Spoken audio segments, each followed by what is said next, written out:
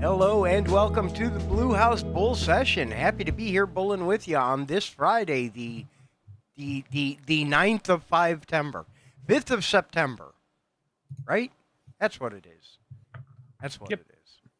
Already. Can you believe it? Where on earth has this year gone?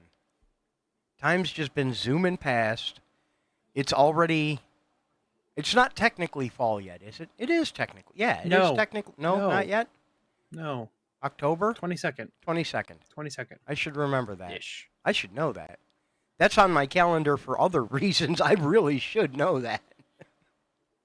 The seasons are on like the 20-ish days. You're on the 20-ish days. Oh, burn. Okay, that was bad even by my standards. I'm your host, Jay Artist, joined as always by my dear friend, best friend in the universe, Uber Fuzzy. Welcome. How are you? How have you been? We skipped last week because I was working. Like working. Yep. Like late into the evening working.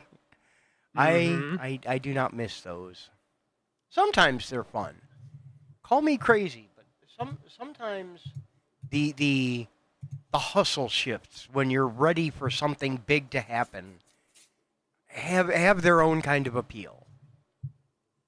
I've been losing that at work a little bit. I'll admit it, but this one was not bad. It was long and late, but it felt productive. I still complained about it. Don't get me wrong. I enjoy complaining. Cat.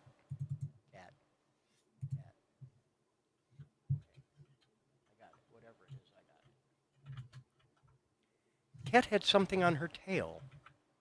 Now she's going to come up here and sit and behave, but she smacked me with her tail and my arm was wet. And when that combination of things happens in that order, that's never a good feeling. It's like when you're wearing a sock and you step in something wet. You're like, oh no. Unless I deliberately put down water on the floor, there's no good reason for my sock to suddenly be wet. I can't come up with one at all. Unless you are planning to get your sock wet, there's no good result from your sock being wet. You never step in a random $100 bill and get a moist foot. That's not what happens. No. Oh, well. But I think I know what it was. I got my meatball sub, and I think I accidentally spilled marinara sauce on the cat while I was eating it before the show. So I think... Did you say on the cat? Yes.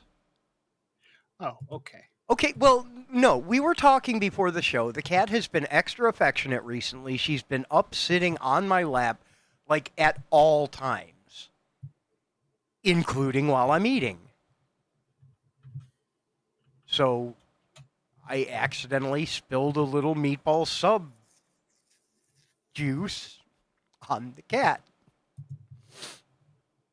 It was not intentional. I was not trying to season her for the dog, I swear. I know, baby. I know. I'm sorry I got meatball on you. Poor dear. I'll give you some roast beef tonight to make up for it.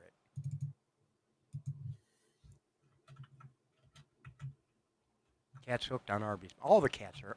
Everybody in this house is hooked on Arby's. Well, It I mean, it happened long before the roommate worked there. I don't know.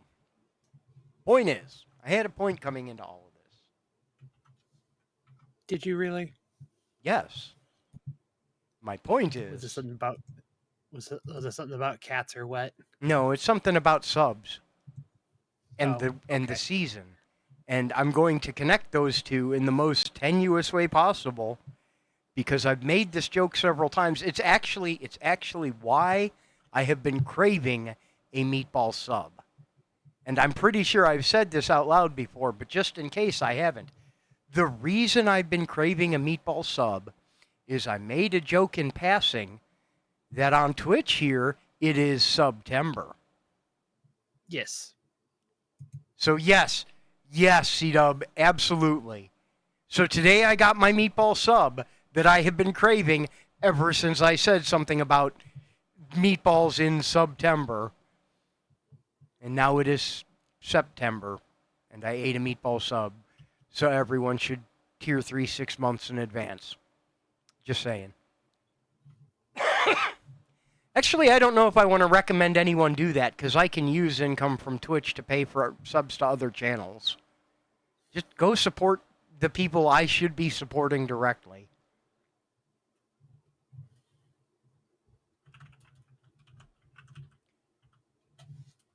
So we need to talk about video games. Thank you. Thank you so much for your patronage. No, patronizing. Yes, that. Thank you for your pandering. I appreciate you, Buzzy.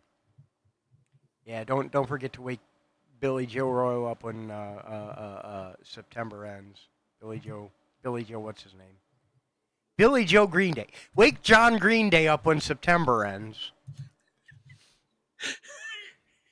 Point is, Buzzy, I have a problem. We need to talk about Can Do. Oh my god! I saw that. It took a day. It took a day. Yeah. To get it back to parody in Godot, it took a day. Oh, that was in Godot? Yeah, I rewrote it in a day. Oh, I didn't know you wrote that in Godot. I thought that was just you added that to the old stuff. No, I rewrote it and added stuff in Godot. I rewrote it in a day and I added stuff in a day. It's amazing what you can do when you use a game engine to make a game, yeah. Yeah. It does get a lot of the heavy lifting out of the way. But it's like when I was playing with Python, and Python is a great language on its own, but you cannot make a game in Python. You yes. can do things, and maybe some of them are visual, and with enough work, you could create a game out of it. But you throw a library like Pygame on top where there's like, draw a circle here, draw a circle there. Hey, these two things, are they intersecting? And it could just tell if collision is happening and not manually make you do a bunch of math. Yeah. JavaScript is not meant to be doing game stuff. It barely works at doing web stuff. Stop writing games in JavaScript. You know, it's funny you say that because I kind of have. I haven't really, but I kind of have.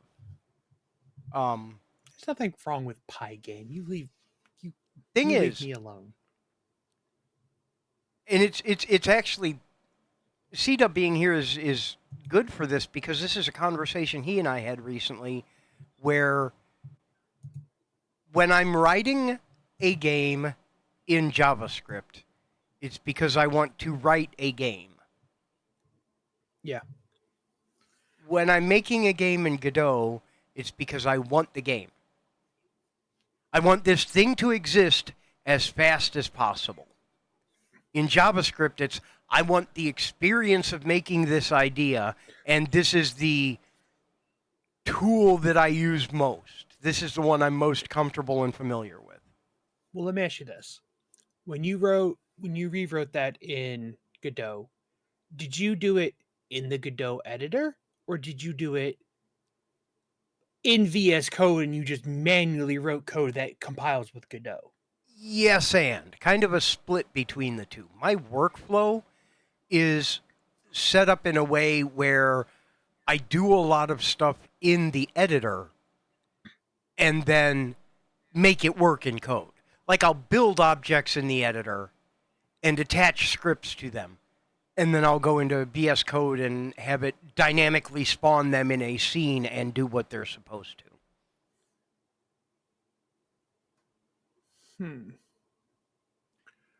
I would argue you could do as much rapid development as you think you're doing in JavaScript in Godot.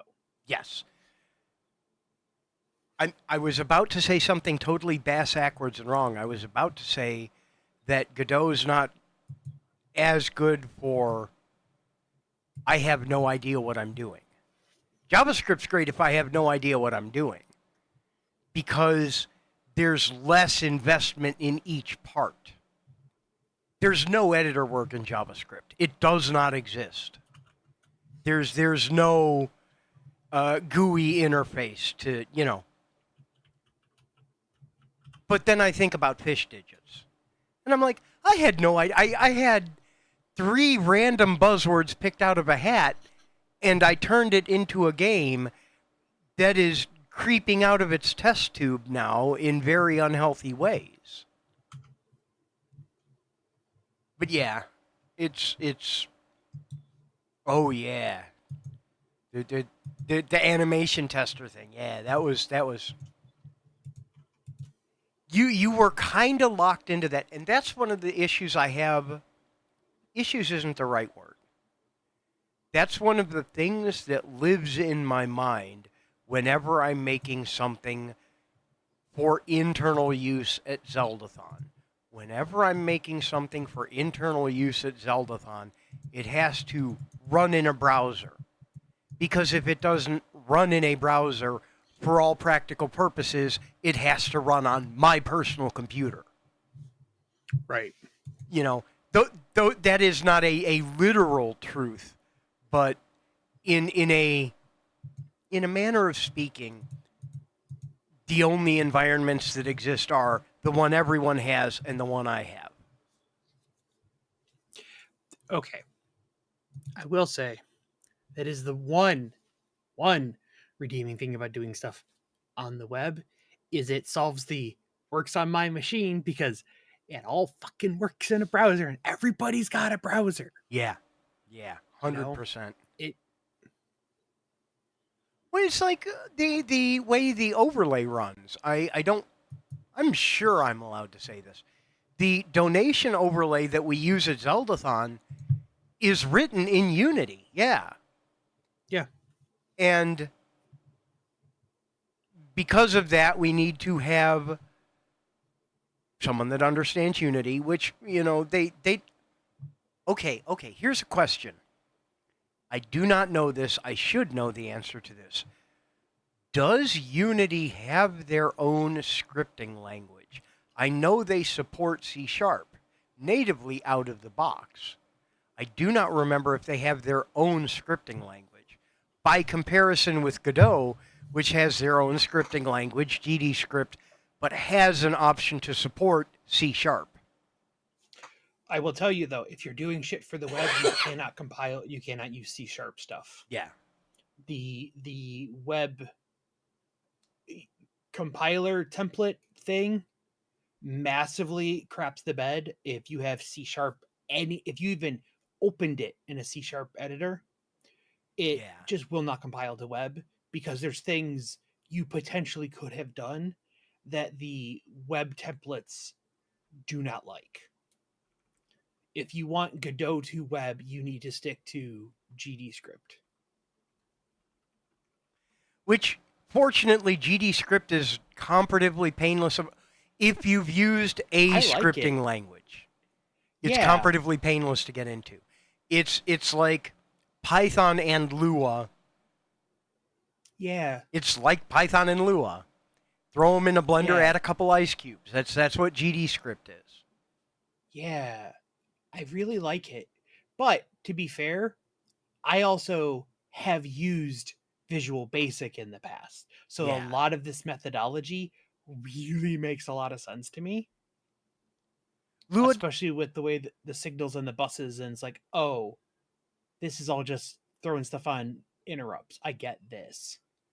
the issue in giant air quotes with Lua is that they don't have a big name behind them, a largely visible one.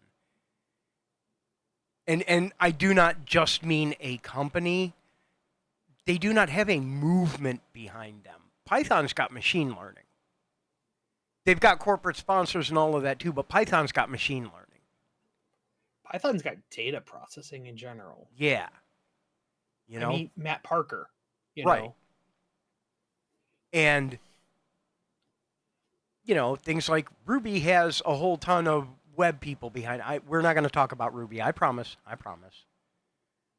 But Lua. Oh yeah, I was gonna say, Lua's big in the MMOs because that's what a lot of the modding and the not so much the modding uses it too, but the scripting in the mods, like Final Fantasy XI's macro system that the modders added for switching gear without using their internal macro thing was all in Lua script. I had to teach James Lua so he could do his gear swap, his mid-battle gear swaps, because like they're like, oh, use this, and it's like, but nobody had updated him forever, and like newer, better things were out, and he didn't understand how like the variable names swapped things out between different sets. Like you define your main weapon here, and then you can use it in all the sets that you will use your main weapon opposed to your resting weapon without having to copy and paste it a bunch of times. It's like, and then he picked it up. It was that easy. He did it, and he's got basically no programming experience.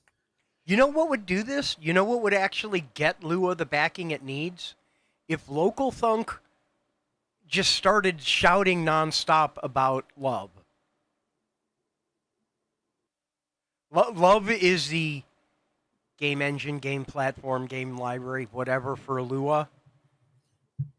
And that's what Balatro's in.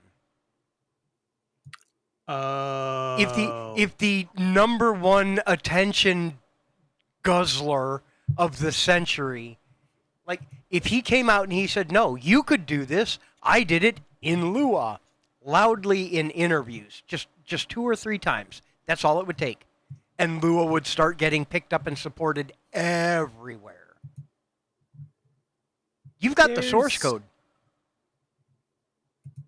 You've got the source code to Balatro if you have the game.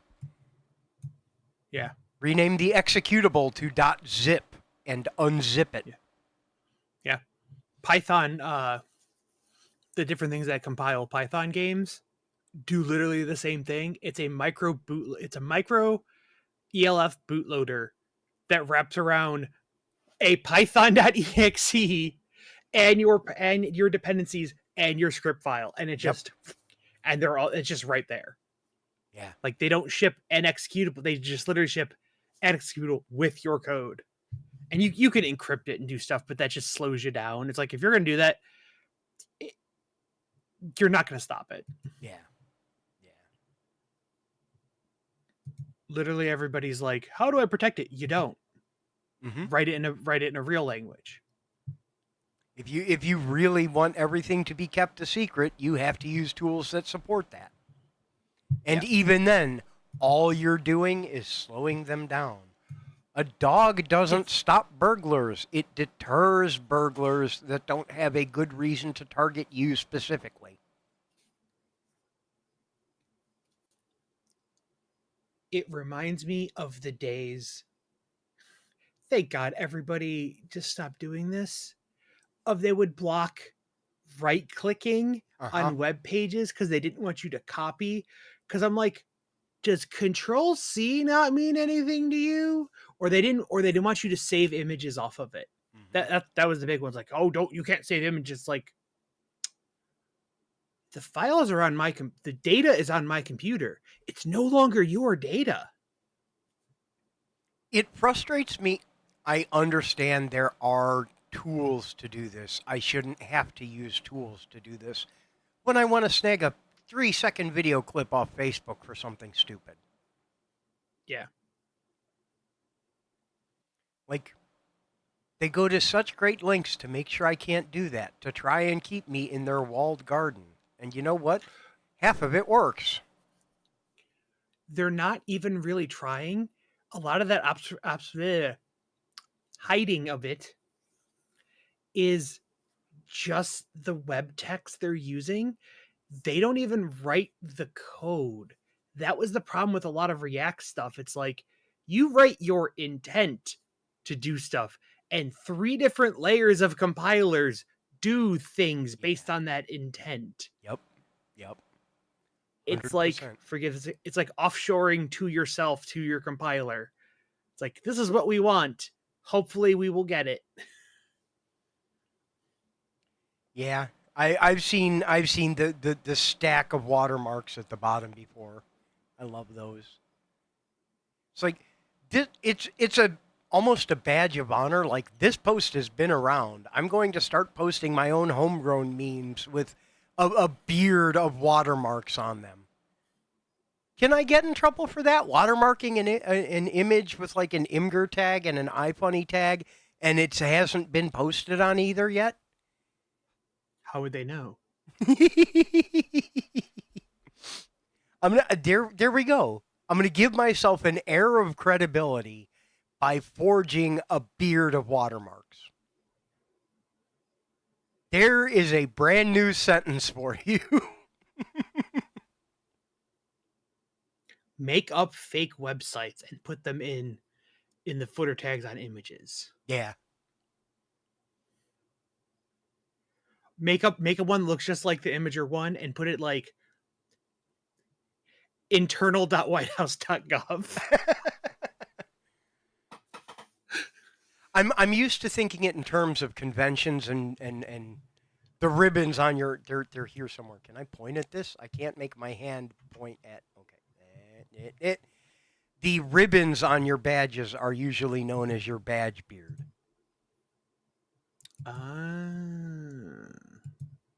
Because it hangs around your neck and it just grows longer and longer every time you pass by a ribbon that says, "My feet hurt, but I'm being so brave right now," or "Wake me when it's cocktails," or some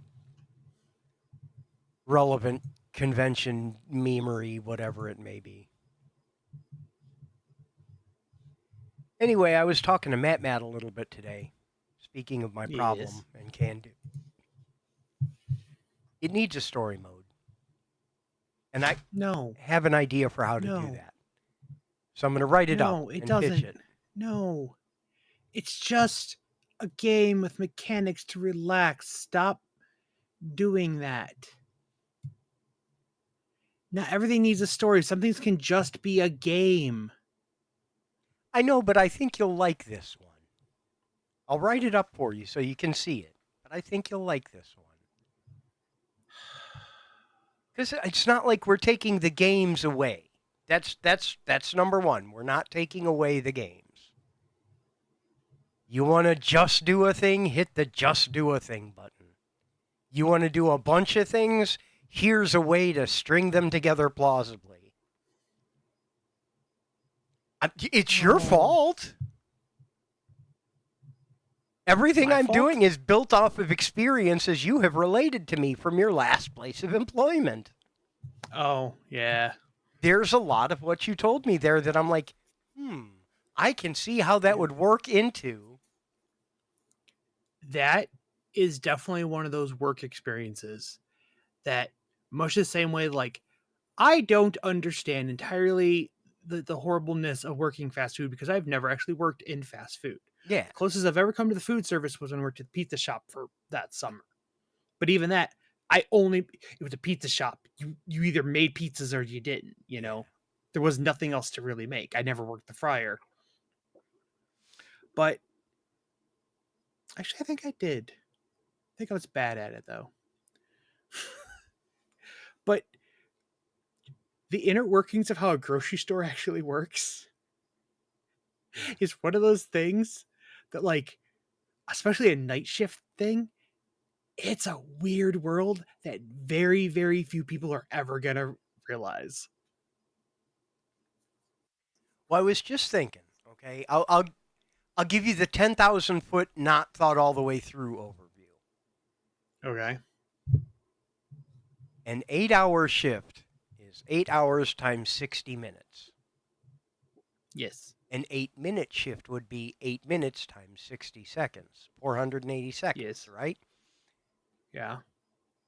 What if instead of one mini game to completion, you had a small rotation of them, and in 8 minutes you had to get each of them as close to completion as you could, and you could switch back and forth at any time. You work a shift, and certain minigame areas may be more or less out of sorts, or empty, or unstocked, or what have you. And each day, your boss, an adorable little teddy bear, because that's apparently our aesthetic, comes in and says, "Hey, great job yesterday. By the way, there was a big rush on cereal. You may want to go stock the cereal aisle." So you'd be able to go to the cereal aisle and play the stocking mini game with just a selection of cereal on a smaller number of shelves. Then maybe you'd go check the soups and see if they're out of order and sort them. Then maybe you'd go stack the produce.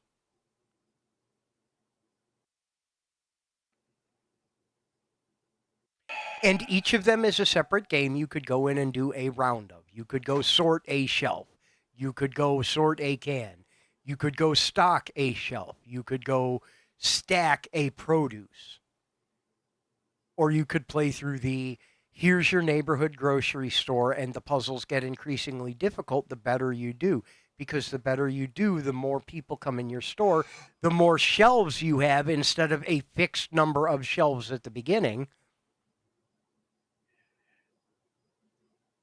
We could steal the physics, the stacking physics from Uwu. Yes. Yes. Now you're getting it, though. Now you're seeing what I'm saying. I'm not Oh, by saying, the way, by the way, go refill the vending machines in the break room. yeah, yeah. There's your key. Your choices are energy drink and Coors Light. Dude, if they would have just bit the bullet and got a vending machine and stocked it with like picked a vendor, picked Pepsi or Coke, and just whichever energy drink that vendor sold, and just sold those in the break room. Oh my god, Yeah. the store itself would have been so much. We would have got so much done if I could just feed in $1 and get an ice cold energy drink at any time mid shift. Dude, like everyone would be happy. I will say, in my defense, first of all, we'd been talking about the sequel to Can Do. We because of the can sorting initially, but we'd been talking about doing a bigger or better version eventually. Yeah. And secondly, I didn't start working on the vending machine game. I've written up documentation about it. I know it wasn't complete or Yeah. anything, but I've never actually started that one. Well, that's a whole like management sim type game. That's a Yes. whole new venture. Yes. Well, that's what I'm saying is yes, this may have been crazy for me to jump in and start, but I wanted to jump in and start something, and I figured that would be a safe bet. And I've been doing bug fixes on Cafe. We've been doing bug fixes on Cafe. Did you So fix the timer? yes, but I did not push it yet. Okay. I will make sure I push that fix this evening. But I did go in and adjust that. Okay. But yeah. The only thing that made it plausible to survive that rush without freaking out was I on that save I did have the repeat button, and what I did was I took things off the menu so I only had one thing. So I had a line of people out the door, but they were ordering between 1 and 5 of one item, and I could just hit remake a bunch of times, and when I ran out of those ingredients, I enabled a different recipe and was remaking the same five of this coming up. One thing I want to add to this branch because of that, and you talking about the timer and the rush reminded me of it. Crowd control sends event notifications, whatever, for hype trains.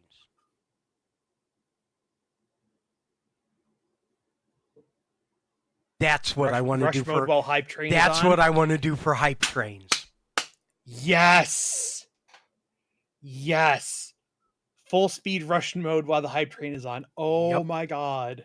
Yep. Well, no, because you get somebody that would just panic and just like end their day and just sit there and wait.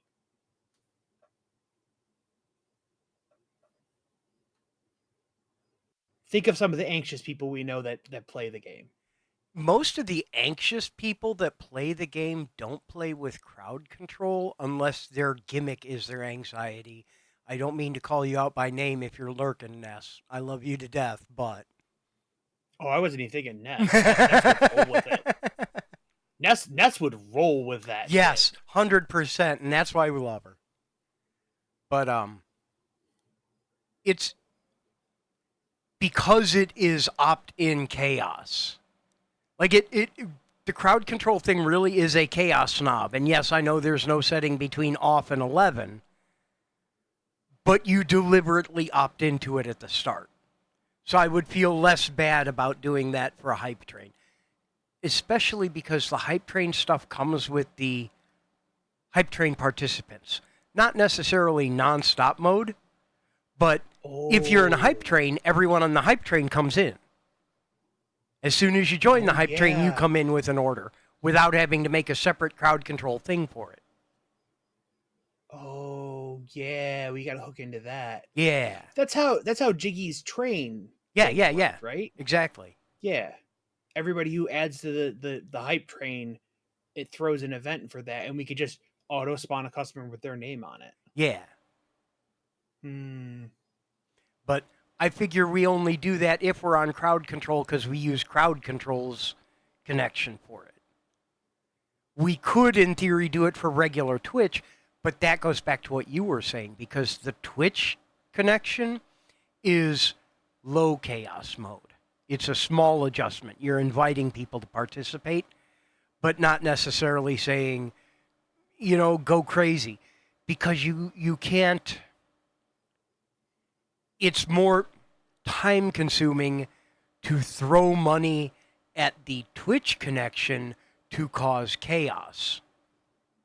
I mean, just do bits in chat, and we can detect the chats that have the bit flag on it. Right. But the crowd control one, you're already opting in and saying, yeah, screw me up, dog. Yeah, that's true. So I do want to connect that while we're working on the queue. Also, thank you for bullying me gently into doing the queue. It's been a good idea. It was nowhere near as difficult as I thought. Nah. I'm like, you know me, I'm one of them crazy people who got hooked on AI stuff. I wrote that code.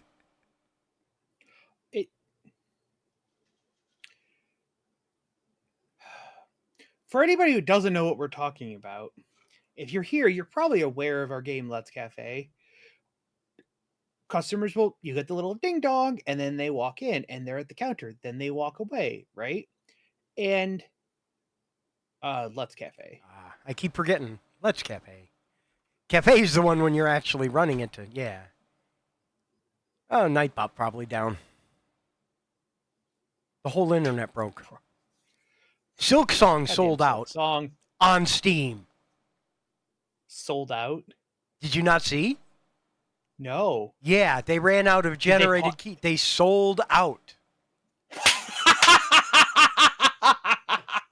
Let me go get the key space. Yeah, the pre-generated one at least. Let me get the image here. I always wondered if that's how they did that on the back, and if they could exhaust the key space. Let me just share this image. Yeah. Dude. Glorious, ain't it? Well, did you see the interview? He was talking, it's like they had to sell, like, they were worried they would have to sell 100,000 copies or something to break even with all their expenses in making it, and everybody's like, "Dude, I think you're selling yourself short by like a zero. Yeah, This is gonna you're sell good. stupidly." Yeah. Like,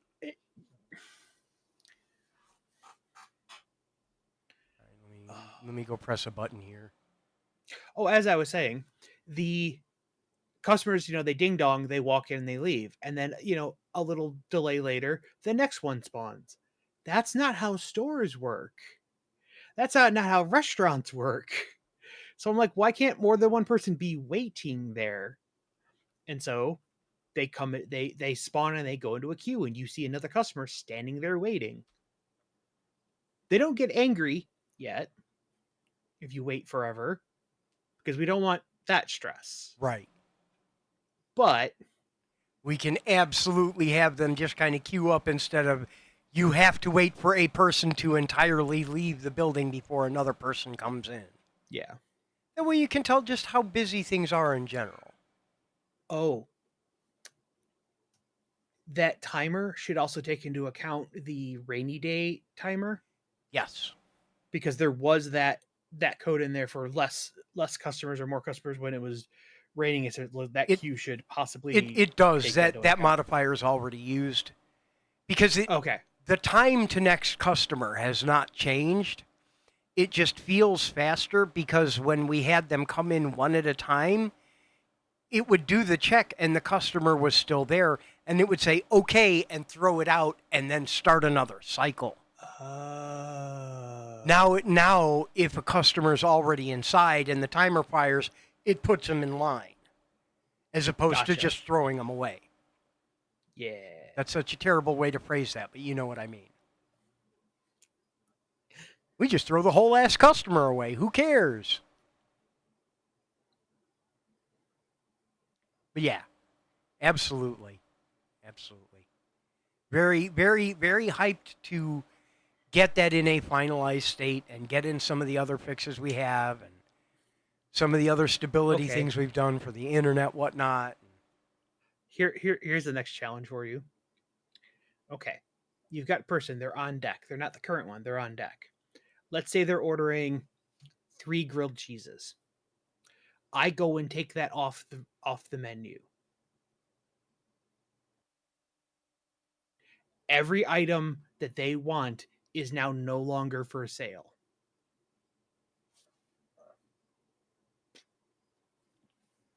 I would push back against that personally because when they got in line, they knew what they wanted. Yes, and then when I was okay, we're out of bisque today. Okay, fine, and then they leave. If you were in line at McDonald's and you had already, you hadn't placed your order yet, you were in line to order, and then they announced, "Hey, we're out of potatoes. No more French fries," and that's all you were going there. Are you going to stand there order something else, or are you going to, okay, I'll go somewhere else today? There's an implication there that it's being announced, and I think that, in a very semantic sense, is the specific point of contention I have with it. Okay, but do we penalize the player for when they get up there that there was something they were going to order that you now have to mark off and lose stars, or do we remove it from their order?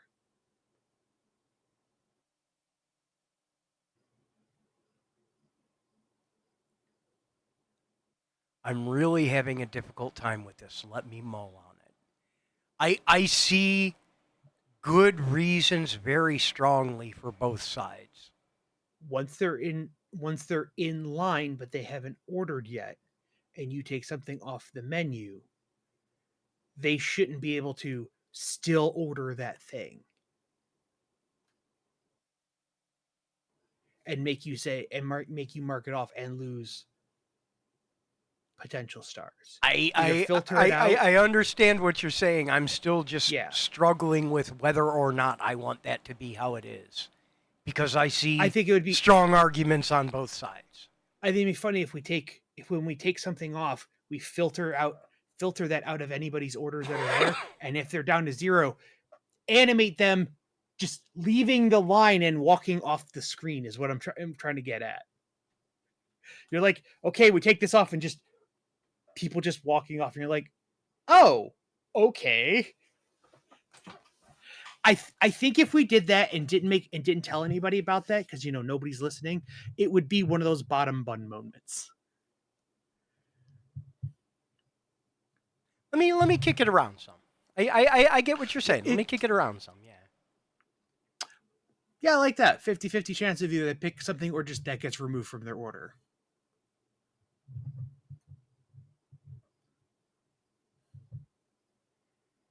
It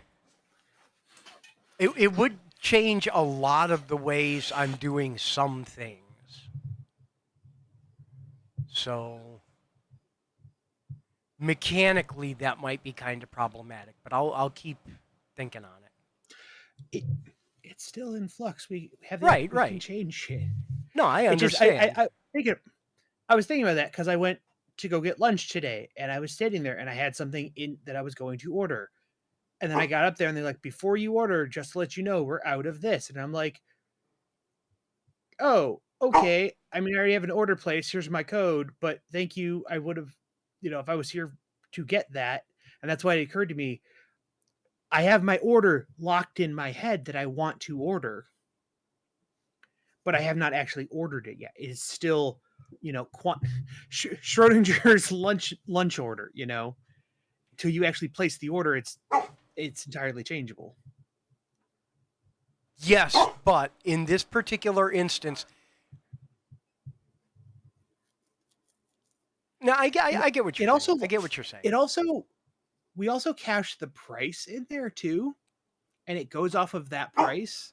So if we change the price while you're in order, you still pay whatever the price was when you walked in the door. Yes. I think we should potentially change that. I would push back against that one a lot harder. Why for? They haven't placed the order yet. I agree with that, but I would go on the nature that your prices are advertised as being whatever your prices are.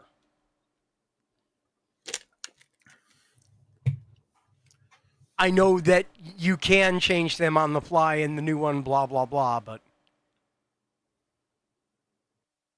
Yeah, I'm just pointing it out. Right. Yeah. So this is what happens when people talk about like designing a game.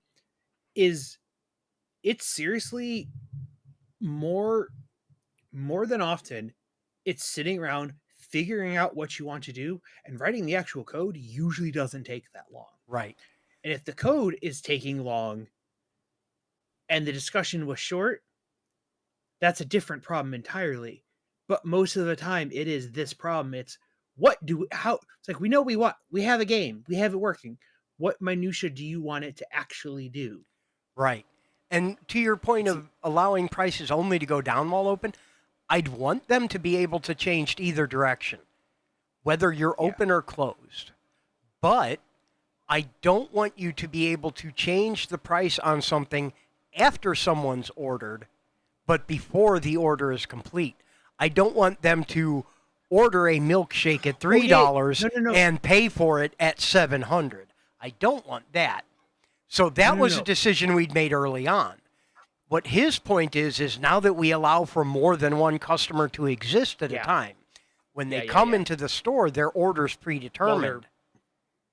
And the way we're doing the code right now, they know the price they are going to pay for the item.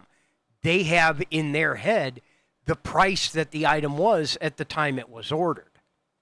If the price changes before they get to the counter, should that be reflected or not?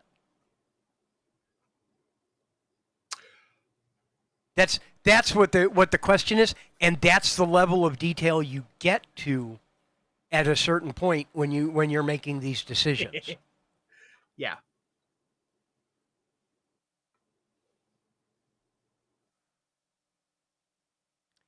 Yes, but you'd have to know what they're going to order, and you don't know what they're going to order until they get to the counter.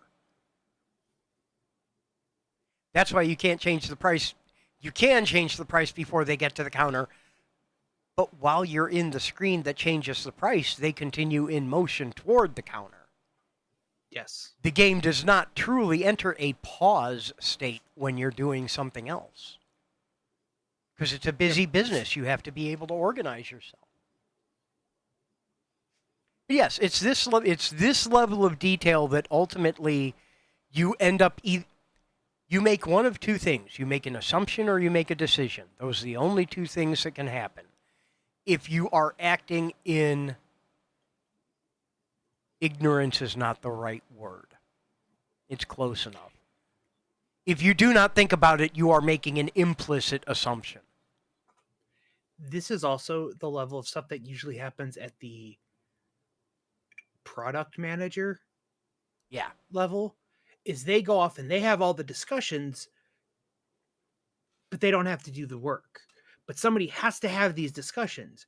When you're a solo dev, effectively, you have to have these discussions and do the work. So you see the time wasted on both halves.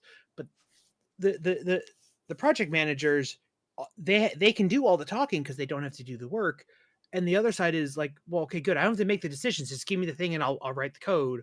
But I don't want to have to make the choices. Yeah. And sometimes it's fun to do both. And then there's fish digits. You remember I was just saying something about you either make a decision or an assumption, and if you don't think about something, you're making an implicit assumption? That is the game of implicit assumptions, because boy howdy, I did not think about it. I just started making it. I just let it fall out of me like a dangly turd of software. And now there's buildings.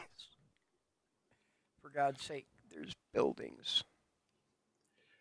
Okay, you want to write a game with a story where you do a bunch of mini games?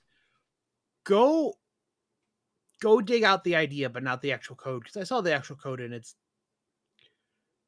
a product of its time. The night shift manager, the hotel manager one. Oh, I 100% would like to bring that back eventually, and I would like to do it proper. Not like you said, not the code. I too have actually looked at the code relatively recently. We have learned a lot since then. Boy, howdy. But I can't. Right now, right at this exact moment, I don't want to start a new project. I have enough going that I can switch between them and maintain interest. Do you know why I started Can Do? I finished something else. It wasn't a hurgle something. I finished something else. So I needed something else that I could switch between. And now I've got my 15 projects to switch between as I drink the 4 drinks on my desk. You know. Tell me you're neurodivergent without. I think these are all empty. That doesn't count. Were you ever drinking them at the same time? Not literally two mouths at the same time, but had more than one open, unfinished beverage.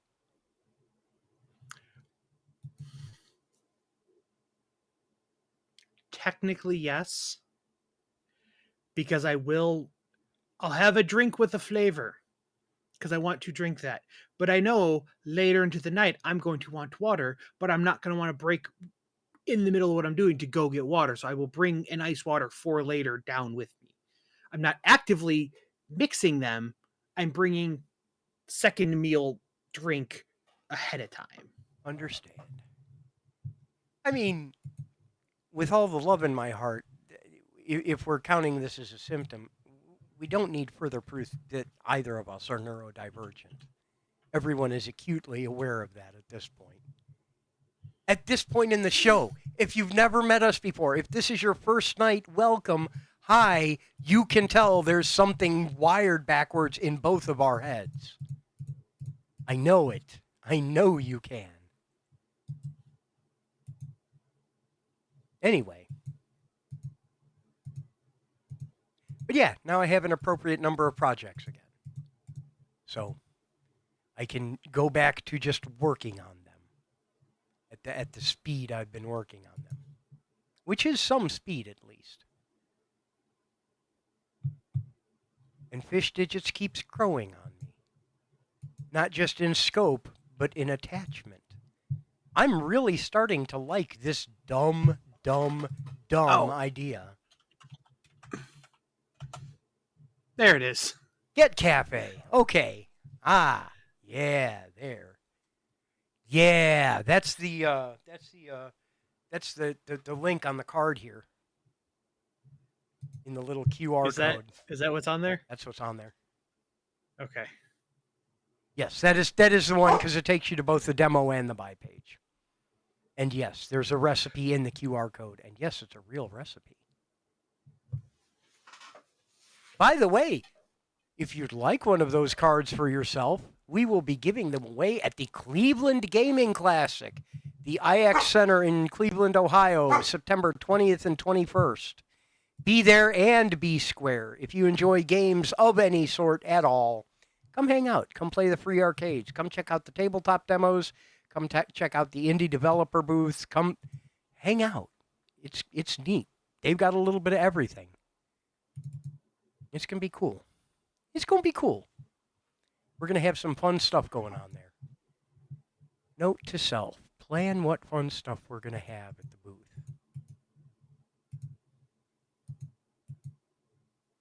No, I like the one idea I told you about with the big TV. I like that idea. That one's going to be good. Yeah. That one's going to be good. Yeah. Cool, buddy. You got about 5 more minutes. He's got about 5 more minutes. But yeah, that's something that whether or not we have a formal everyone gets together in a Discord call meeting or not, that is something I want to talk to everybody about. And Fish Digits is actually kind of what brought that up, is what all do we want to show off or talk about? I know where the focus is going to be. What all do we want to show off or talk about? So we'll go through that discussion. You actually have to hit push, not just commit. Yes. Yes, you do. Get be-like. I'm Also trying so hard to bully one of my friends from Kansas who's getting into game development, and I'm very proud of him. I'm trying very hard to bully him into using Git and actually doing some source control. Apparently, if you have IDs in an enum and you're using them to disable something, if you have an enum in a file and you forget to actually commit that file, so that enum doesn't exist, it doesn't fail to build. An unreferenced enum resolves to 0. So it works on all the zeros opposed to the values of the enum you were using. Sure does. Sure does. There's probably like a strict mode. I could check on that. Yeah, but still, sometimes default behavior is just goofy in general because I'm not entirely sure the circumstance where you would want that to work. But I am also the most reckless person in the universe, so it's probably for people like me.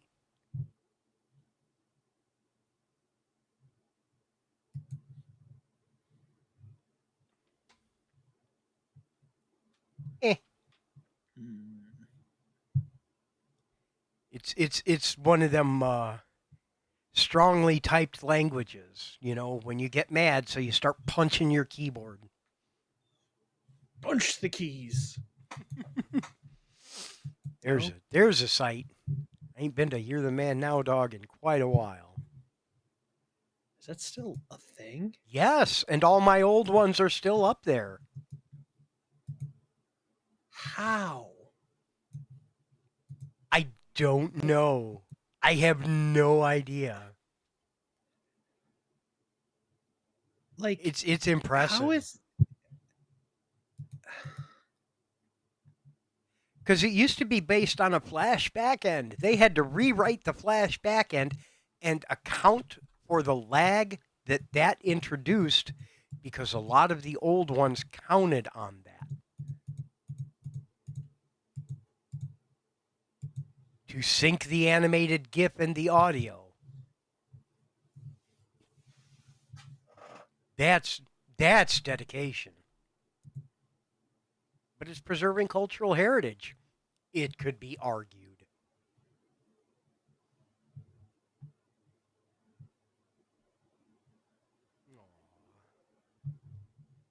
Poor Sergeant. She crawled up here in my lap and she fell asleep, but now she's having dreams making her shaky. Poor baby cakes. No nightmares, baby. You're safe here It's with cached. me. Okay, it's just caching. I got to use my obscure CDN knowledge at work today. Ooh. I'm starting to fix a bunch of problems with Azure document cloud stuff, and this customer's like, it works, but then sometimes it doesn't. Like, can you check our secret code thing that makes them all like synchronized together? Yeah. I go and check. I'm like, yeah, no, it cycled the other day. That's why it maybe broke, but it seems to be fixed now. And all this. They're like, well, sometimes it works. Then we can clear cache. And I'm like, okay, if it works, like there's no sometimes with this. Either the key is good and it can access it, or it doesn't. If it works sometimes but it doesn't, and you can clear your own browser cache, that's caching. Does this customer have either our CDN product or a different one? And they're like, oh yeah, they do. And I'm like, cool, go bump the generation key and all their shit will get fixed. Yeah. Like, how do you know what the generation key is? I'm like, because I've designed a CDN from scratch before.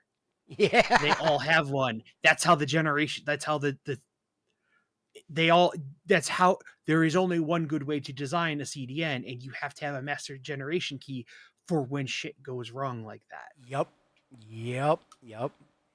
And then everyone just kind of gave you that sideways head look and went and did it, and it worked. Yeah. I'm like, just go bump the master generation key. And oh man. Hey, my light's dimmed. It's 7:00. Go walk the dog. That sounds like a plan. I'm going to go take the dog out. I'm going to encourage you to get up, stretch your legs, go grab yourself a beverage. If you haven't had a bite to eat yet, grab yourself a bite to eat. Take your meds, do whatever else you need to do. In any case, we are going to take a 5-minute break. We will be back very shortly. See you in just a few.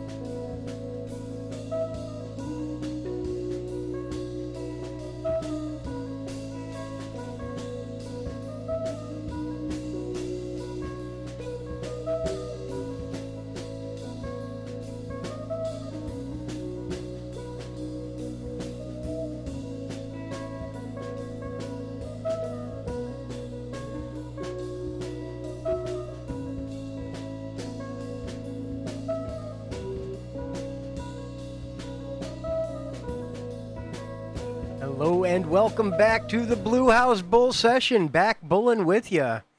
I'm still Jay, and that's still Uber Fuzzy. We are happy to be here and happy to see you. And this is Sarge, Yep. if you didn't know. She is my princess, and I love her dearly. She really is.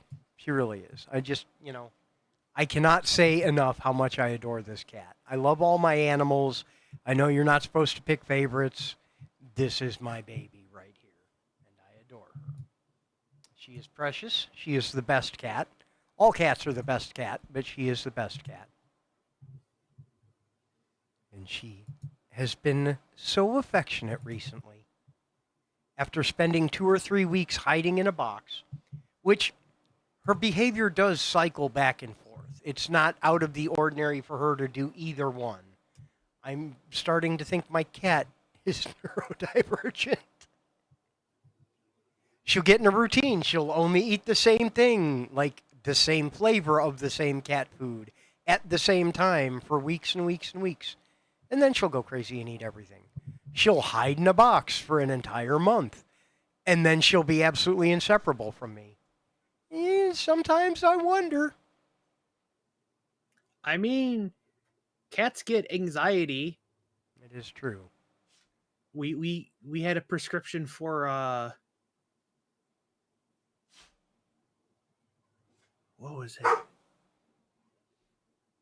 Not Percocet, the other one, the other really popular one. Yes. Valium? I could buy that. I could buy that. Yeah. Our cat freaked out when we moved, and then also all the family members came into town like that next week to see our house and stuff, and to help us move. And then they stayed for a while. So there was all these people, and we moved. And he ran away and he hid, and we thought he ran away. He literally hid in the ceiling. That sounds He pretty on jumped brand. 6-foot vertical leap, because cats just do that, and walked across some things that we didn't think he would have been able to walk across, and got up into ceiling rafters. But there was a lip where the basement brick wall and the ceiling rafters, there was a hole that, like, because houses sit over the basement walls, and he just was hiding back in there. It's wild. And I have a picture of him peering out in his little, just hanging out with his paws hanging over the edge, just like looking around, like ceiling cat. like a little furry killjoy. I can't tell you how many times this little gremlin princess jumped out of a dresser drawer. Not that she had jumped into. An open back dresser she managed to squeeze behind and climb into a drawer, and you open a drawer and she just pops out like a jack-in-the-box. James's ferrets would do that. Yeah. They would get into a lower cabinet, and then he didn't realize that the space where the silverware drawer was open in the back, and they would parkour up the back and get up into the silverware drawer. And then they would curl up on top of it, and he'd open the silver drawer, and there'd just be 2 ferrets there. I love that. And he couldn't figure it out. That's amazing. Man, pets are neat. Sometimes they are gigantic pains. Sometimes they are very neat. Ferrets specifically are cool. They smell like ferrets, but they're neat. No, they don't always. If you get them like properly distinct, they're fine. It's a musk gland that can be removed, and they're fine. You know what else is like a neat pet once you have them distinct? A skunk. Mm-hmm. Baby skunks are so cute. There's a skunk rescue around here that does a lot of craft shows and stuff that I attend, and I always go and say hi to them. And Love on Valentine, who is my favorite skunk of all time. There was a skunk event at the local park Neat. last year that I took the kiddo to, and they had that whole skunk petting zoo, and they had different stations, and it was like a whole thing, and it was like, come learn about skunks, and it was like a whole little fair. They That's had neat. food trucks and stuff, and a petting area, and then like skunk races that they weren't actually racing the skunks, but it was like, yeah, but it was like a whole thing. And Yeah, it was put on by like a skunk rescue society. That is so cool. Oh, that Yeah. is so cool. So anyway, did you hear about Stardew Valley and that the 1.7 patch is still coming? And Concerned Ape is like, yeah, I have a very, very small team, but I do have a team, so I can continue working on Haunted Chocolatier, but we're putting more Stardew in Stardew still. I love that feeling. Where I the he- That's kind the of what head's I'm running full? Move into as well. along. Yeah, but something about that convinced me that it's okay to get a little bit stupid with fish digits.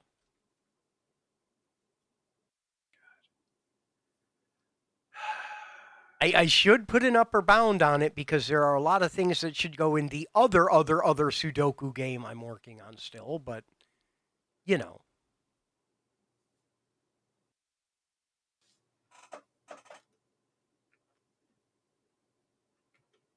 What have you been playing recently? Um, what have I been playing? I was playing No Man's Sky the other day because the update. I need to go back to that and actually do the other half of that. The thing I set out to do, the current expedition, I may end up doing that. Probably I'm doing that tonight because I don't feel like doing other stuff. Please tell me you're going to Uh, stream. I know we did the show tonight, but please tell me you're going to stream. I want to come watch if you play No Man's Sky. yeah, probably. Oh, man. Maybe for a little bit. I Um, really enjoy playing that game vicariously through you. I'm not going to lie. well, I will say, okay. First of all, I don't think you should. Okay, I really don't think you should. But I will say it is on sale right now. How much? I suppose I could go 23 look. $23.99. It's 60% off. That's so tempting.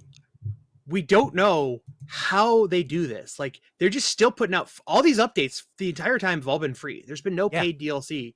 It's just it's not even a DLC. It's just hey, we added some more shit to the game. yeah. And then every time they do this, they drop the price down right before to get people to like back into it and like, hey, that looks fun. And then so it's like, how do you make money? I might have to. I mm, Okay, how about I might have to pick it up while it's on sale. I might not let myself play it until October when the most pressing of our commitments are out of the way, but I might have to pick it up while it's on sale.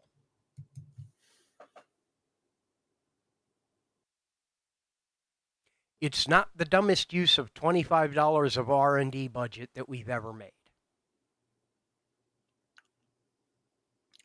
I would say this. It's a good price to buy it at. $25 is a perfectly adequate price for a game, especially one with as much Yeah. a major story, two or three other major side stories, a dozen, and then more with this new thing that then the whole robot story that I'm going down the expansion of that on, and then just the actual game, and then the base building, and then the other base building, and then the ship modification, and then now building new ships, and then just exploring and fucking around just for the hell of it. So $25 is a perfectly good price for it. I'll tell you what I'll do. If you think you want it, let me see how long it's going to be. Does it say how long it's going to be? End September 8th. Okay, you got a couple days. I can come over and I'll log into my Steam account on your computer and we'll install it and see how it runs. That is a really good call. That is a really good call. Okay.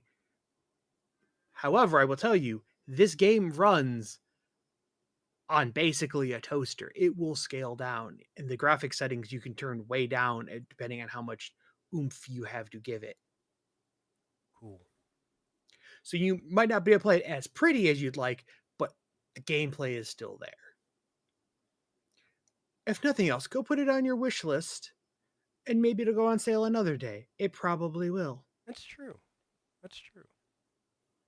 If you don't think you have time to play it, put it on your wish list and play it next time it goes on sale. It will go on sale. It always does. You've got a good point. You know what? I'm going to open up my wish list right now. Actually, I'm going to open up Steam right now. And I'm going to click that button and I'm going to hit add to wish list. And then I'm going to go look at my wish list. What else is on my wish list right now? How do I get to my wish list? Store wish list. Is there anything on here I can take off? Probably. There are some things on here I no longer want. I can remove that from my wish list. I have zero interest in it. I don't remember why I added it in the first place. I can remove that from my wish list. I would not play that even if it was gifted to me.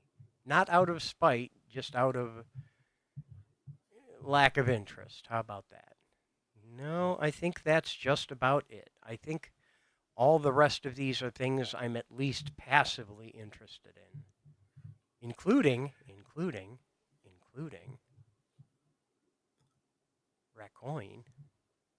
Can we talk about Racoin for a minute? I am so mad. The playtest is over. I can't play it anymore. The 18 hours. Yeah. It's not released. The playtest is over. The 18 hours I have in it was not enough. I went to play more and it was gone. And I'm like thumping on the desk, yelling, please let me give you money to play this. Please. And they're like, no, not yet. Can't do it. Nope. Too bad. So sad. Nuh-uh. And I'm guilty of that as a developer, but at the same time, they did it so well, I dedicated half the show to it last time we did a show. Sir, please let me back on your treadmill. I'll empty out my wallet. You can have my 2 dead moths and my note that's 3 girlfriends old at this point. Just let me play the game. Which may or may not be part of the reason I asked you about skee-ball. If they're not going to let me play it, I'll make my own with skee-ball and hookers.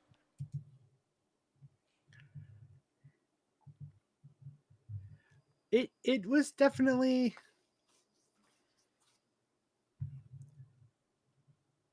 Yes, you have 15.7 hours. Yes. Yes, I do. That is more than all of the people. I was going to say, that's also more than the total playtime of everyone on my friends list that has it, too.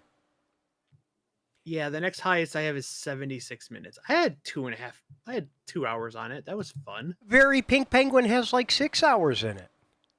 So at least I know I'm not completely alone. Then again, they also come from a background of game testing, and because it was early access, I can understand why they would be throwing extra time at it from a preview standpoint, you know?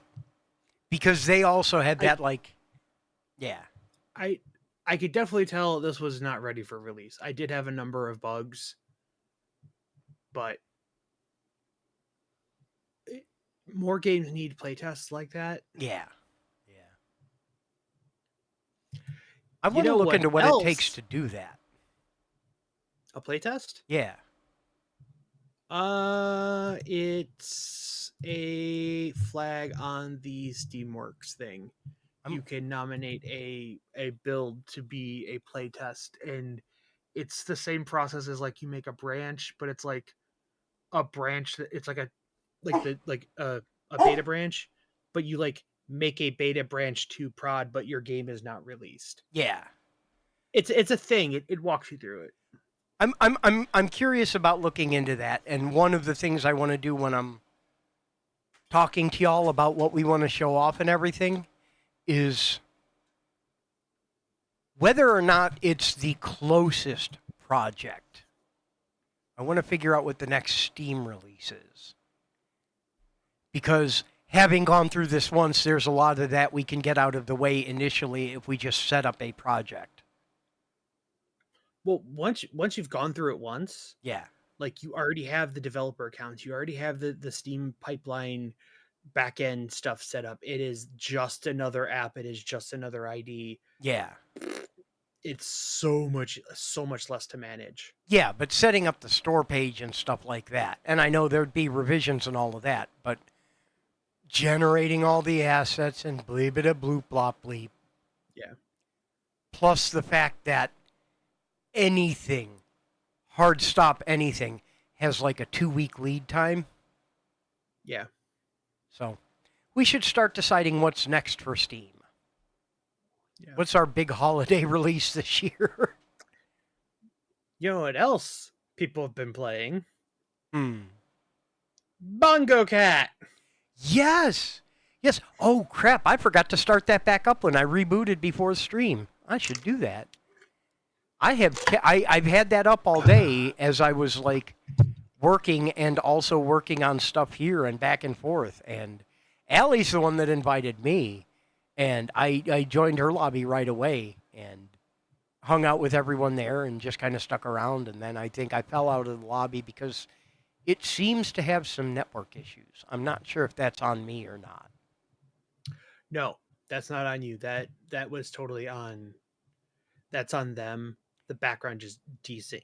It has a desync issue because Yeah. watching her and being in that same group, I was watching like a person leave, but I could still see them. And then when Yeah. they came Yeah. back, like it just got like out of sync. Yeah. But it's so cute. I like hats. Hats are nice. Oh yeah. I also apparently have 5 out of 7 achievements. Yeah, let's do that. And the next two are 100,000 and 1,000,000 bongo beats. That's going to be a minute. Anyway, I will start The it other back game up I and have I'll been open a playing, lobby later. Yeah. Beltmatic. Yeah. Yeah, I remember you telling me about Yeah. that one. Yeah. If you watched me play like shapes or anything, it's basically that, but with numbers. So you have to do math. I'm I hate doing math. so into that. I didn't realize that's what it was. I know you've described it to me, but it never quite clicked in my head. Hang on, store And Beltmatic. Beltmatic.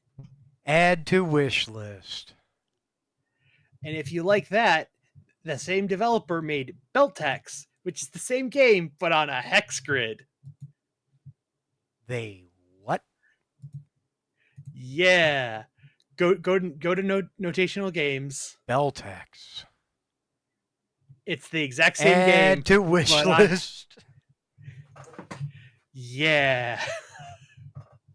I'm over here talking about not having enough free time to play a game, and you just gave me two like time guzzlers. I'm into it. Oh, and it's great because like there's different objectives. Like there's the main, feed the big number, but there's also like the upgrades. So you have to, feed numbers for those. And it's like I have whole little camps doing. You're just making 17,523, and you're just doing it through a bunch of adds and divides and steps and multiplies. And I ended up breaking down and making a bit ladder with a whole bunch of series of powers of 2. Yeah. And I just disconnect and reconnect different adds to powers of 2, make the number I That's need. cheating. That's the best kind of cheating, but that's cheating. I mean, for the big number where it's like I will always need a setup and I need a specific number and I know I can just build it with this. Yeah. It's not very fast because the exponent block is slow. But I've got a pretty good setup going with that. And sometimes like I'll get on and I'll fire it up and I'm like, okay, I'm going to rejig some stuff and adjust one of the numbers and let it run for a little bit. I don't let it run Yeah. like forever, but you can bank up numbers before you need them. Hmm. Because it's like, so to do an upgrade, you need like a number, like an A, a B, and a C. Well, when you upgrade it, everyone takes a step to the left. Now you need B, C, and D. Yeah. But if you like hardcore cranked out a ton of B, you don't need to keep making it because you still have them. Like if I made 100,000 of whatever the B number was, and it took 20,000 when I did the first upgrade, I still got 80,000. Well, if the next one only wants 60,000, guess what? I'm ready to go. So as soon as I realize I don't have to keep them running, I can like, okay, I've got more than enough to do all of your upgrades. I can take down that factory and reuse those numbers. I dig. And as you level up, you unlock more and more numbers out, more source numbers out in the world. And so you don't have like you'll find it starts out small, like there's twos and threes and fives and so on, and you get like, oh, there's 11s and 17s and 19s and like bigger numbers, so you can do not as many small multiplications or divides or whatever. And sometimes you get to the point where you realize there's no cost for building belts. It's not a resource game. So sometimes if I need a 7 here, rather than taking the time to like add a 2 and a 2 to get a 4, if I have a 2 and a 3, it's like, okay, a 2 and a 2 makes 4, and then I got a 3 and I'll make a 7. No, I'll scroll 400 things off to the right and find a 7 and just run a belt and have an infinite amount of 7s. And when you realize you don't have to build the numbers you need, just bring them in. Yeah. What I happened I to don't your like that. internet? I don't know. I'm getting very concerned. I thought maybe it was like the camera or something, but apparently it is not. No, because like I'm looking at the stream and I look perfectly clear for once. And I look like a toasted garbage sandwich. You look I'm worse. You don't look as bad on the actual stream. You look a little bit worse on the guest star window. Oh, that's what did you do? refresh the guest star page, and that's it. Huh. How about that? I I wonder if I've it I've like been watching it diminish in quality over the course of the show. Like I'm trying not to be paranoid and look wacko, and I'm trying to be here and present and pay attention, but I like glance over pixel and I see slowly my shading. 8x8 icon all blurry. It's like, bruh, I got a 1080p camera. What is that?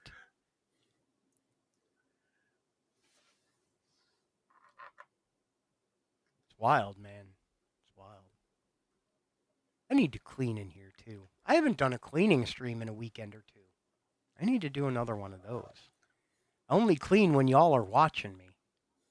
Apparently. Yeah. I need to do that. I need to play games, I need to write games, I need to clean, I need to plan for the show. I need to go get my laundry out of the dryer cuz it's been in there long enough that it's dirty again. I need a lot of things. Oh, and Eve. Yeah. Yeah. For whatever reason, I've done this twice now. It's weird. I'll like suddenly like, you know what? I haven't played Eve in a while. Like, because I used to play it over like winter break, Yeah. and I had like time. I'd take a break in between, take some time off MMO and go play Eve as like a chaser. But I'll randomly like, I want to play Eve. Let me go reinstall it. How long would that take? Oh, it takes frightening little time to install it. Partially because they do progressive download. You can play a lot sooner before it finishes. But I started playing 2 days before the new big content release came out, Oops. and I'm like, okay, I remember how most of this works, and they're like, bam, whole new systems come out, everybody's doing this, everything changed, and I'm like, well, I guess good time to come back because nobody knows what the hell's going on. But I went and made a Yeah. new guy, and like, let's play from scratch. I made a new guy far, far away, and I'm not using any of my old money. And I wanted to make a Caldari guy and play with missiles and stuff because I never actually played with those before. I was always a drone character, and then It's somehow I ended up in a ship with a drone. it's been a hot minute since I've played Eve, but there are times I miss parts of it. I don't want to come back to it, but there are You times. should look at the new game they're making. It's Eve something. Yeah, It's like a single player Eve experience. It's Eve. I think it starts with an M. What is it?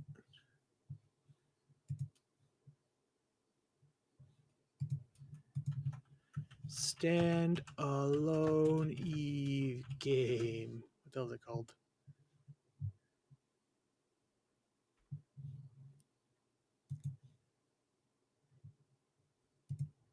Eve Babies Unlimited. Kind of. Not Valkyrie. That was the one that died. But it's like a single player. It's very much in beta. Yeah, Um, but it's standalone and it looks kind of cool. It's like very much the Eve experience if it was like a mobile game, basically. I dig that. I dig that. I went through and completed all the episodes in What the Golf. I saw you playing that. Yeah, I apparently okay. Bobby, if you're here, you didn't hear this.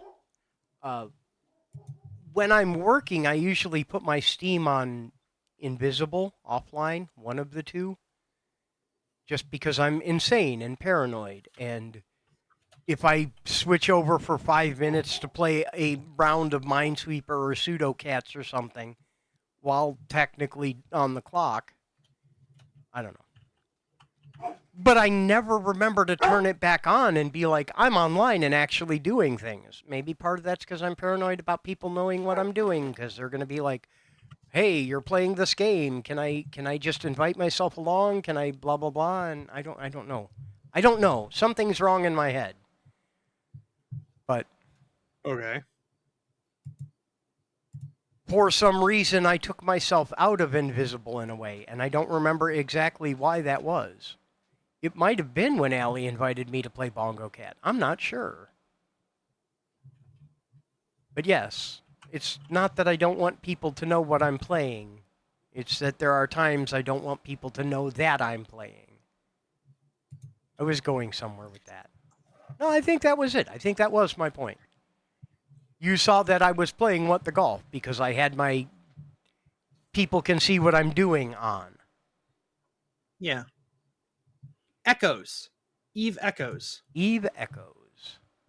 Yeah, it's an RPG. Oh, NetEase is making it. That's why. Okay. It is a mobile game. It is Android and iOS. Okay.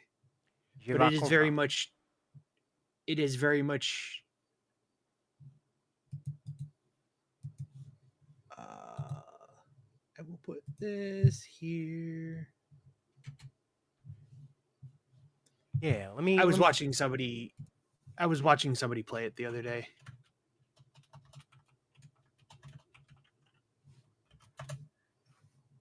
There's a couple people playing it on Twitch. I'm interested. I'm curious. It looks about as good as the 14 mobile game, Yeah. which is made entirely by a company based out of China or something. They have the blessing of Square, and they're starting the game like from the original 2.0 launch and like the original storyline and stuff, and they're rebuilding it there, and it is very much a mobile game, but at the same time there's already a bunch of quality of life features that people are clamoring. They're like, in a Tony Stark made this with a box of scraps Yeah. in a cave, and you are Square with hundreds of $1 million flowing through your veins at every minute. Why the fuck can't you assign one developer to just make this feature? This is all they have to. Your job from now on is just make this one feature. That's all you do is you make this. We'll give you all the resources. Just make this happen. I'm not a game studio. I don't know how it works. Wait a minute.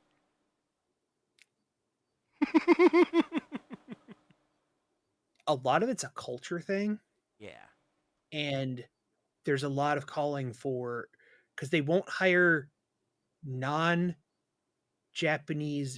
non-Japan based devs. They don't have to be Japanese. There are a number of very extremely bearded white men on the team now, but they live in Japan and they're very native and fluent, and it's very much a culture and a translation thing. Yeah. I It's can like get that. most of your fan base is not there, and it's a language barrier and it's a culture barrier, and it's one of those things of, it's the problem 11 had, is they were making the game that they wanted to make and not what the fans made. And I totally realize the irony on the other side of that, and we're going through some of that right now. Is we want to make the game we want to make. The other people just get to play it. Yeah. But at a certain point, when there are people paying a significant amount of money monthly in orders of magnitude, you kind of got to kowtow to what the crowd wants a little bit. That's one of the reasons that I keep pushing against like subscription based anything is I like knowing up front that we can say, hey, we're going to make what we're going to make. You can take it or you can leave it. We'll take suggestions, absolutely. We get a ton of great ideas that way. And we will try to make sure it's an experience that everyone can enjoy and all of that. But at the end of the day, if I want to write Sudoku fishing, Stuff like bigger cursors. which, if you're lurking, if you're here, that's coming. We have it in the code. We are going to push that fix out to the beta branch. We hear you. We appreciate you. Not to call anyone out directly, but I did not realize, because I run with a larger cursor because I have a big ass monitor and it's just so I just use the larger cursor. I did not realize until I put it back at the regular size, the size of the cursor versus the menu elements when you go to full screen, because I was maximize it. yeah. When you maximize it, it stretches correctly. When you full screen it, it doesn't. It takes the native resolution and just stretches the canvas, and your size of your cursor looks significantly smaller, which is why I included the picture I did in the ticket. The PR, because it's like this is how big next to the text. Oh, yeah. This actually is a problem. Yeah. So, but yeah, I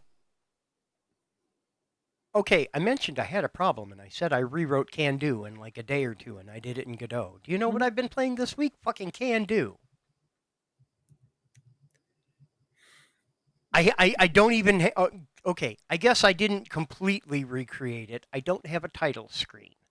That would be painfully easy to do, but I have not yet, because I have the puzzle scenes independently that you switch to working. So I've just been hitting run current scene in Godot on those and playing them. Oh, okay. And if you specify at initialization, you can pick how many shelves you want, how many different items you want, how many racks of cans you want. And if you don't, it picks at random. So that way, if you want just a game, you can have it.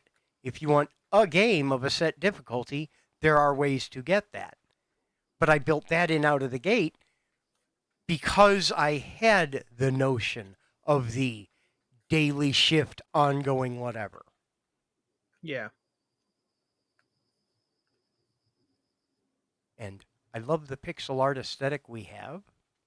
I'm trying to decide how much new art I want to make for it, or potentially reach out to an artist for, because it might be nice to have a dozen cereals and a dozen different soups and a dozen, specific things that we could Yeah. do aisle by aisle or what have you. The cereal aisle, and it's all boxes of cereal, not syrup and Right, milk right. and cereal. Yeah. But I've been thinking about that, and I've been thinking about either reaching out to one of our artists that we have in our corner or potentially reaching out to the original creator of some of the food sprites we have and saying, hey, do you do commission work? We love your assets. I paid for them. I'm currently using them in this project. Would you be interested in that style in doing some more specifically for? And what we do is we build a sprite sheet, and you have all the original ones horizontally. So when you grab the real game, you grab that horizontal row and then spread it out. And then if you want one, you can grab the row vertically. Interesting. Interesting. Like cereal is the third thing. When you grab all of them, it's the normal. It's the normal sheet. We just don't bother with the wrapping because it really doesn't matter. It was easier to edit, but it really doesn't matter. Yeah. But then you want the cereals, you just grab the vertical strip, but then chunk it horizontally to Yeah. build your row of assets versus grab the horizontal and chunk it, slice it the other way. I dig that. I dig that. That would work. I mean, editing it would just be one big massive, you know, thing. But But yeah. I think that's what we ended up doing with Zeldoku Mm-hmm. to do like the upgraded candle and the bow and something else is like just a It vertical shifted step down one. down. Yeah. Yeah. Yeah.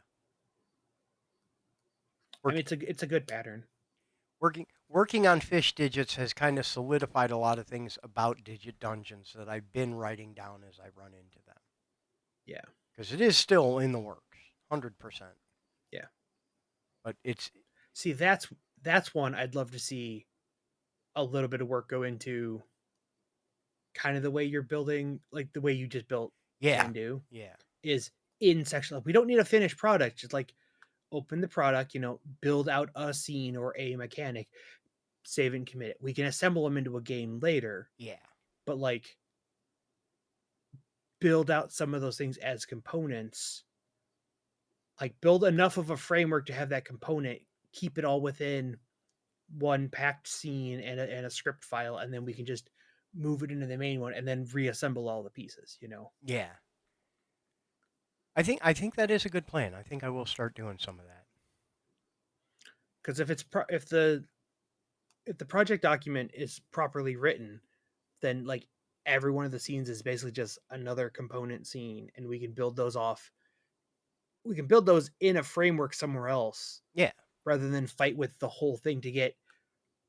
All you do is you launch it immediately as that thing. It has the stuff stubbed out as a debug. You can just launch and go, launch and go. Then when it's ready, we export that out and bring it in. speaking of game development, I have a question for you related to your game development. I have not opened it again since you sent me a cryptic message that says pushing fix now. Should I open it now, or do you want to tell me what some soup has become? You can open it now. Oh boy, let me open this now. Let me go down here. I have this bookmarked somewhere. I just cleaned out my bookmarks. I do that every once in a while. Load game. Store. I recognize that soup. I recognize that soup. Hang on. Can I do this? No, I can't do that. It eats the key. I can do that. There we go. And then if I do this, well, I can't do that. Okay, never mind. I'm lazy. I was going to share it with everybody, but I'm too lazy. The Some Soup in Fuzzy's Life Simulator has become a can of Can Do, and it is labeled soup. And I am so happy. Oh, I am so happy. The place I was getting assets from, GameIcons.net or whatever, they did not have a can of soup. Do you need vector icons? No, no vector icons. You know why? Godot hates vector icons. They sure are not fans of SVG. You are correct. Yeah. But if can you load 'em in. need food, I have food. I'll send you a soup and a lobster. No. Okay. I was gonna take like the 55-gallon drum and use that as Here is a can. that's a silly. Yeah. Right. You wouldn't know it wasn't a drum, But I wanted like a label on it, and I'm like, okay, fine. I need a container with liquid. Fine, cauldron, some soup. Well, it's not a complaint, to clarify. Just an observation that some, being in quotes, like, makes it feel like it's reflective of the content, not quantity. Like, no, it was chicken more like, soup, tomato soup, some soup. It was more, you're not eating an entire cauldron. I understand. Right, you're eating some soup. But especially in comparison with the seafood, which is a lobster. I eat a can of soup. I eat a lobster. I sleep 3 days in a row, and then I work my ass off. In the original game, it was a lobster. The asset system did not have a lobster, so I grabbed a crab, but I didn't rename the thing because they were all this meant to be a placeholder. I was gonna get like art made or something, or find something, and like I need something quickly. I can grab something and put in there. They're all replaceable, and it's yeah. Anyway, let me go back to work as the G man here. I'm totally not playing the game on stream. I'm not. No, I'm not. That's not what I'm doing. Okay, save, quit. All right. Okay, I'm back to the show. Oh. Sorry. I was going to tell you about a feature that was in there, but I'll tell you at the end. Oh boy. I released a secret new game within the game. It's in beta. Ooh. Yeah. Ooh, interesting. I have been trying to finish up 14 Minesweeper variants just because I'm a completionist and there are boxes that are not filled in yet. Have you seen Broom Sweeper? No, I have not. To the Googles, apparently. To the Steam. By Googles, I mean Steam, yeah. Broom Sweeper, huh? Broom Sweeper. What is this? Okay, Broom Sweeper is a Minesweeper-style roguelike puzzle game. Son of a... Add to your wish list. Download the demo. The demo, yeah. Only got 75 gig free. I need more hard drive. I might be able to help you with that because I might be freeing up one of my hard drives here soon. I also need to see what on earth is eating my RAM and how. Something is wrong. Do you have Teams on that computer? No. Okay.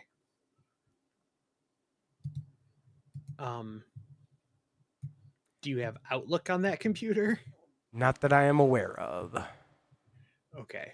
There was a bug with that whole suite of things. One of the WebView components was just leaking like a motherfucker.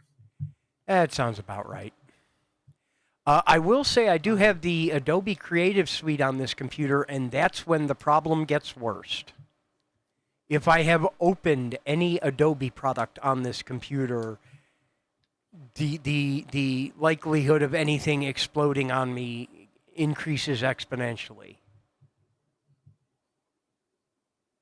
So now, not only am I paying $275,000 a year for Photoshop, it renders my computer unusable roughly twice a day. So it is time to switch. It is. I hate it because I'm going to have to get used to something else, but it is time to switch. The best thing I can tell you is if you open Task Manager on the left side, go to the performance. Yeah. Like, don't look at process because that doesn't sort work correctly. But on the performance, you can see graphs of all of your stuff. Yeah. Leave it on the memory tab and just watch if it slowly goes up like across the day, even though you're not doing shit. Because And then that means something like, is leaking. yeah. And it's like the calculator. The Windows calculator makes web requests for updates. Yeah. Because it's baked into the framework they use for stuff. And it's just pinging, is there an update? And they're like, no, it's a calculator, but there's no way to turn it off. So if you leave calculator open for too long, it just slowly eats up. It had a couple bytes of memory it wasn't freeing. And it's just like over time it would eat up RAM. You know what I will be playing, though? I will be playing Let's Cafe this weekend. Yeah. I haven't decided if I'm doing it on my channel or the Hergel channel, or maybe both. Who knows? We'll see. But I will be playing that and showing off what we've been working on to get added to it and maybe a couple other secret adjacent things. Not necessarily the secret things themselves, but things that are connected to secret things. Boy, that's vague, ain't it?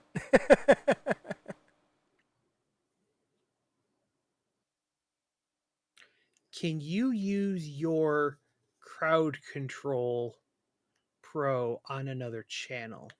I'm not sure about that, and I'm going to look into that before I do, because that's one of the reasons I want to check things out. Yeah. I don't think you can. Well, you might be able to. Like the accounts are just named the same, but is like hard connected to it. Because realistically, It might be wouldn't- because of the extension.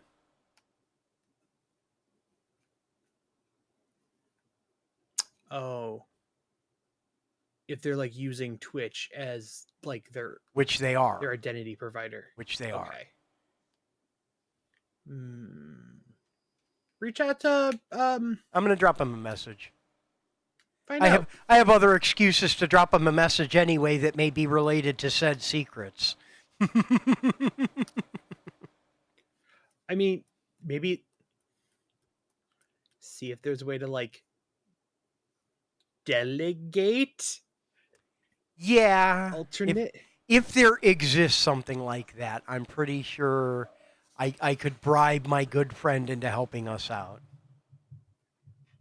I will just tell him that I owe him a now immeasurable number of meals at Wendy's.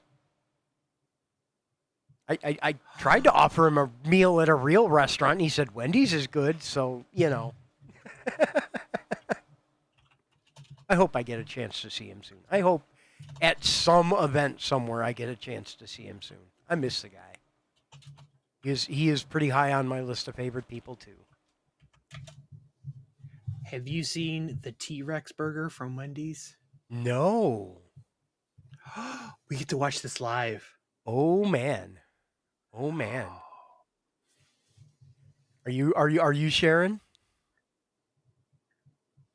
No, you. All right. I want you to go look up what it is. All right.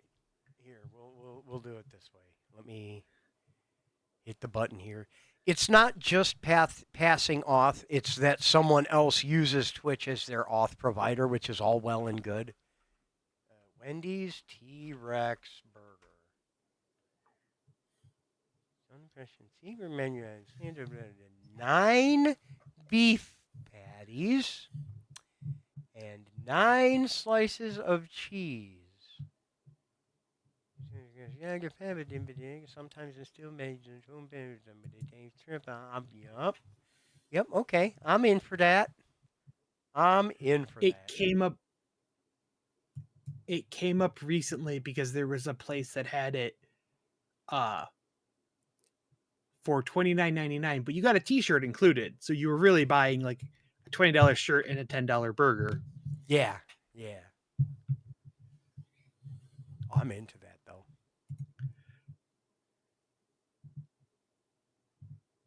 But the other side of all of this is, in absolute worst case scenario, if we do it on the Hergel channel, you do not have to have Pro to use it at all or receive monetization.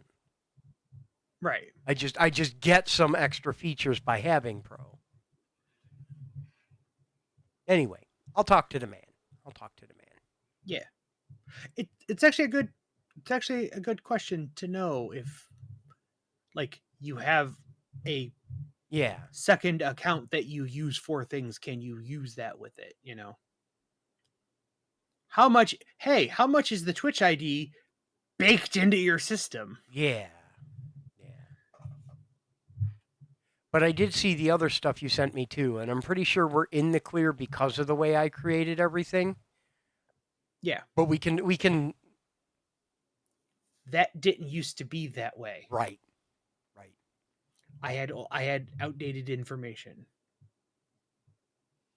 So we are good now, but it definitely was not the case before. Agreed. That would be a good thing to know for Zeldathon too. Yeah.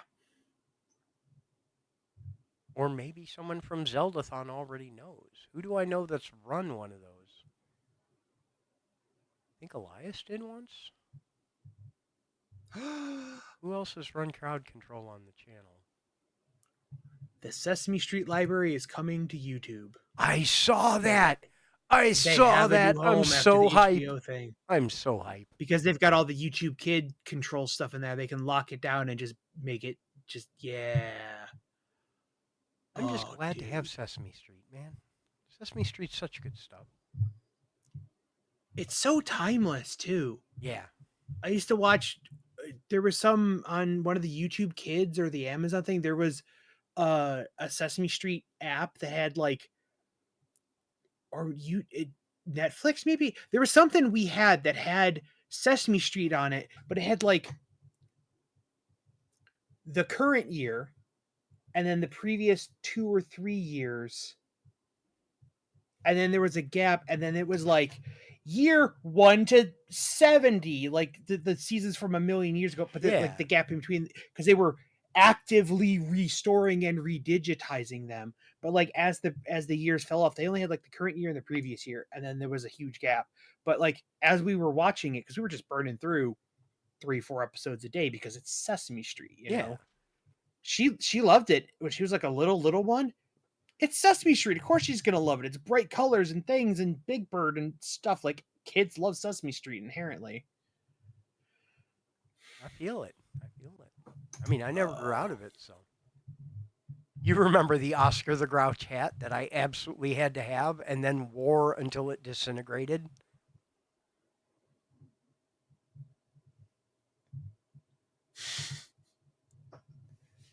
Because that's what I replaced the Mount Union hat with, is the Oscar the Grouch hat.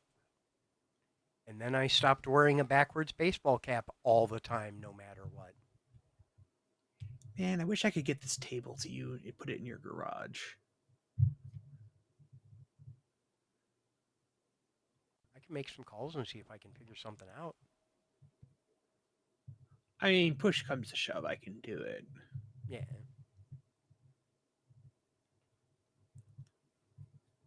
Well, we are just about at time here, so I'm going to, just talk for a little bit and run interference while I figure out who we're going to go drop in on. I think I know. How mad would our friend be if I raided his 24/7 channel while he was live? Do it.